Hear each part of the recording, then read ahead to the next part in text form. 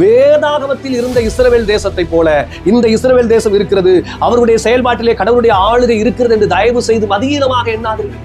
இவர்கள் கடவுளுடைய வார்த்தையும் பின்பற்றவில்லை, இயேசு கிறிஸ்துவை மேசியாவாக ஏற்றுக்கொள்ளவும் இல்லை, உலக நாடுகளிலே யுத்தத்தை குறித்து இருக்கிறதான ஒரு ஒழுங்குமுறையும் பின்பற்றவில்லை. உண்மையை சொல்ல வேண்டுமானால் இவர்களுடைய கைகளில் இருக்கிறதான இரத்த பலிக்கு தேவன் கணக்கு கேட்பார் என்றுதான் நாம் விசுவாசிக்கிறோம். இவர்களுக்கு கொடுத்த தேசமாகவே இருந்தாலும் கூட அப்பொழுதே கூட கடவுள் கட்டளையிட்டு இருந்த விதம் என்ன தெரியுமா? லேவியராகமம் 18வது அதிகாரம் 27, 28 வாசிச்சு பாருங்களேன்.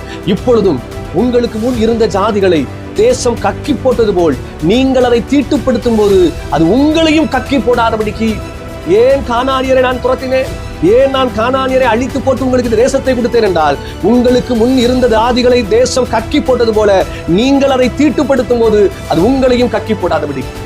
கானானியர் வாழ்ந்த அஞ்ஞான முறைமைகளை பின்பற்றிய போது அந்த தேசத்தை கக்கி போட்டார் என்று வேதம் சொல்கிறது.